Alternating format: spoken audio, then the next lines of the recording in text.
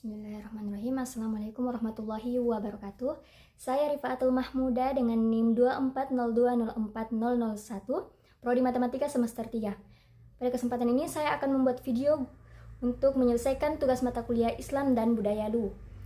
Nah, langsung saja untuk pertanyaannya.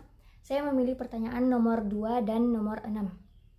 Untuk pertanyaan nomor 2 yaitu Islam dikenal bersifat universal atau insania alamiah, sementara budaya bersifat lokal. Nah, bagaimana cara kita menjembatani potensi benturan antara nilai universal Islam dan kekhasan budaya lokal, misalnya budaya lu. Nah, Islam memiliki sifat universal yaitu insania alamiah yang berlaku untuk semua manusia, sementara budaya bersifat lokal dan khas sesuai daerah. Nah, potensi benturan ini muncul ketika budaya memuat unsur yang berbeda dengan nilai tauhid, nilai-nilai tauhid, syariah, dan akhlak. Cara menjembatani hal ini ialah dengan asimilasi positif dan transformasi nilai. Artinya, budaya yang sejalan dengan nilai Islam berarti kita dapat mempertahankannya, sedangkan budaya yang bertentangan dengan Islam diarahkan agar sesuai dengan prinsip tauhid. Dengan begitu Islam berfungsi bukan sebagai penghancur budaya, melainkan sebagai pengarah dan penyaring. Contohnya di budaya Luwu, nilai Sirin apa C, yaitu harga diri dan solidaritas, selaras dengan ajaran Islam tentang kehormatan dan tolong-menolong, sehingga tetap dilestarikan. Sementara itu, ritual adat yang dulunya berisi sesajian dapat dialihkan menjadi doa dan zikir kepada Allah. Implikasinya, masyarakat Luwu bisa menjaga identitas lokal sekaligus tetap berada dalam bingkai Islam. Tercipta harmonisasi sosial dan dakwah kultural yang lebih efektif. Nah, untuk pertanyaan nomor 6 yaitu budaya Nusantara yang sangat kaya seperti pencaksilat, batik, angklung, wayang, dan lain-lain. Bagaimana cara kita menilai apakah unsur budaya Nusantara tertentu sejalan dengan ajaran Islam atau justru bertentangan? Nah, cara menilai unsur budaya Nusantara dalam perspektif Islam, yang pertama kita bisa menggunakan tolak ukur dalam Islam.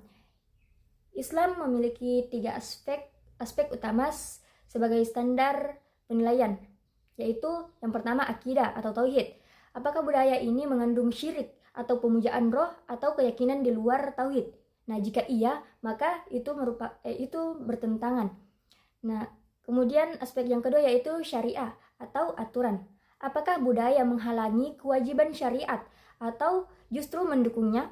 Nah, kalau iya berarti bertentangan. Nah, kemudian aspek yang ketiga yaitu akhlak atau moral. Apakah budaya mendorong nilai kebaikan seperti jujur, disiplin, gotong royong atau sebaliknya? Nah, atau sebaliknya seperti melahirkan maksiat atau perilaku buruk. Kemudian cara yang kedua yaitu bedakan nilai esensial dan simbolik. Tidak semua budaya harus dilihat dari bungkusnya saja. Ada juga nilai inti yang bisa bermanfaat, seperti wayang. Bisa jadi media pendidikan moral dan dakwah, meski asalnya mitologi Hindu. Awal dari wayang itu mitologi Hindu. Kemudian contoh yang kedua yaitu batik. Bukan hanya sekedar karya seni tekstil, bisa juga dipakai sesuai aturan Islam seperti pakaian yang menutup aurat. Nah, kemudian pencaksilat yang merupakan seni bela diri bisa dimaknai sebagai latihan disiplin dan spiritualitas. Artinya, Islam ini bisa mentransformasi budaya dengan menafsir ulang maknanya, bukan sekedar menolak mentah-mentah. Nah, kemudian cara yang ketiga yaitu hindari 2 ekstrem. Yang pertama yaitu konservatif ekstrem. Semua budaya lokal dianggap sesat. Akibatnya Islam jadi kaku dan menjauh dari masyarakat. Kemudian yaitu permisif ekstrem. semua budaya diterima tanpa kritik, meski bertentangan dengan tauhid. Akibatnya Islam kehilangan prinsip. Jadi sikap yang tepat ialah selektif dan transformatif, dengan menyaring unsur yang bermasalah lalu mengubah yang netral menjadi sarana dakwah. Seperti Sunan Kalijaga menggunakan wayang sebagai media syiar, bukan menolaknya. Nah, kemudian yang cara keempat yaitu kaidah fikih kebudayaan. Dalam fikih ini ada prinsip al-a'damah muhakkamah, yaitu adat dapat menjadi pertimbangan hukum selama tidak bertentangan dengan syariat. Namun ada yang harus diuji, apakah mengandung syirik? Jika iya, kita tolak. Apakah memicu maksiat? Jika iya, ditolak. Apakah menghambat ibadah? Jika iya, ditolak. Nah, apakah bisa dinetralisir atau ditransformasikan? Jika iya, bisa diarahkan. Kemudian cara yang kelima yaitu dimensi sosial politik, yaitu budaya sering dipakai untuk kepentingan sosial tertentu. Nah, jika budaya memperkuat